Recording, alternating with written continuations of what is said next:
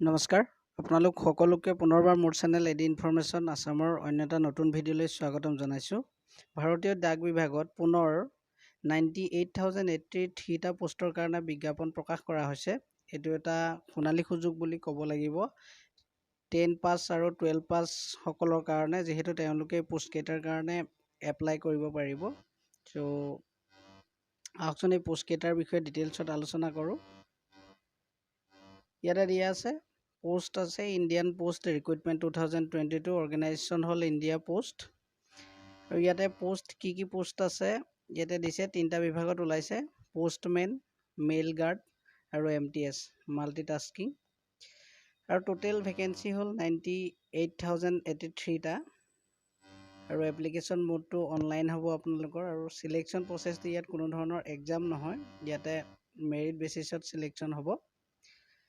আৰু ইয়াতে টোটেল 23টা চাৰ্কুলৰ কাৰণে ইয়াত সেই এপ্লাইসমূহ হ'ব। আৰু ইয়াৰ নিৰ্দিষ্ট যিটো অফিচিয়েল ৱেবছাইট সেইটো ইয়াতে দিয়া আছে, indiapost.gov.in গৈ আপোনালোকে এপ্লাই কৰিব পাৰিব এই পোষ্টসমূহৰ কাৰণে। আৰু ইয়াতে ক'ত কিমান পোষ্ট আছে সেই ডিটেইলছটো আমি চাই লওঁ।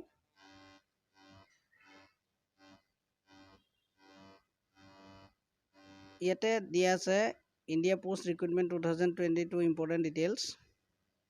আৰু ইয়াতে যিখন নটিফিকেশ্যন এইখন প্ৰকাশ পাইছিলে আগষ্ট মাহৰ লাষ্ট উইকত প্ৰকাশ পাইছিলে।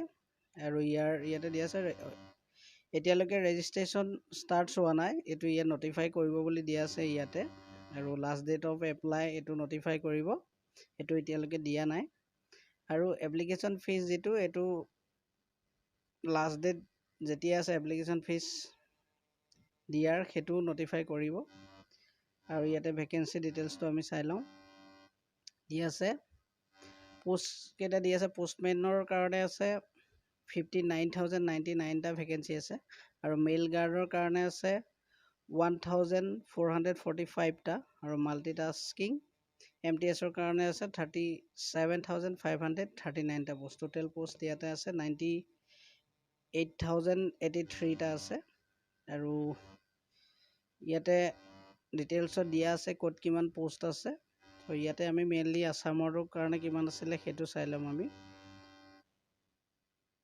তো ইয়াতে পোষ্টমেনৰ কাৰণে ভেকেঞ্চি আছে আছামত, ইয়াতে দিয়া আছে 934টা, এইটো ইম্পৰ্টেণ্ট হয় আমাৰ কাৰণে। আৰু মেইল গাৰ্ডৰ কাৰণে ভেকেঞ্চি আছে ইয়াতে আছামৰ কাৰণে 73টা। আৰু MTSৰ ভেকেঞ্চি আছে 747টা।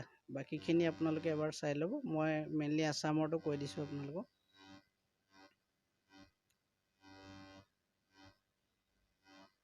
আৰু ইয়াতে ইলিজিবিলিটি ক্ৰাইটেৰিয়া কি লাগিব সেইটো এবাৰ চাই লওঁ আমি।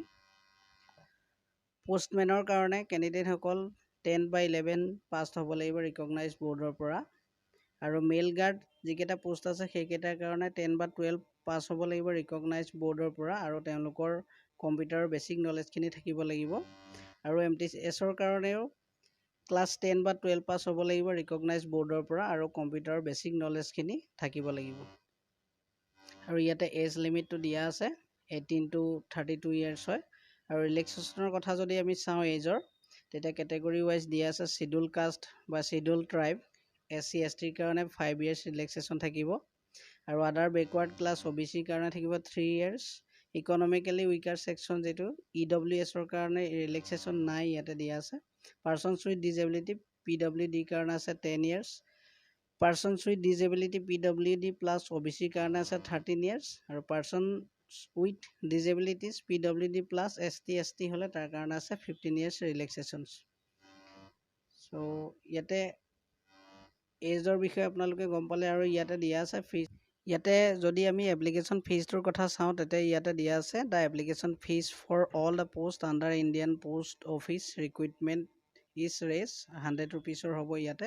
আৰু এটা দিয়া আছে all female candidates SC ST candidates PWD candidates and trans women candidates are exempted from paying application fees. ইয়াতে দিয়া আছে গোটেইখিনি ফিমেল কেণ্ডিডেট আৰু ST ST আৰু যিসকল PWD আছিলে পাৰ্চনছ উইথ ডিজেবিলিটি, তেওঁলোকে ইয়াতে ফিজটো পে'মেণ্ট কৰিব নালাগে তেওঁলোকে চ' তেওঁলোকৰ কাৰণে ফ্ৰী হ'ব। চ' ইমানেই আছিলে বন্ধু বান্ধৱীসকল আজিৰ এই ভিডিঅ'টোত। যদি আপোনালোকে ভিডিঅ'টো চাই ভাল পাইছে তেন্তে লাইক কৰিব আৰু লগৰ বন্ধু বান্ধৱীলৈ শ্বেয়াৰ কৰিব।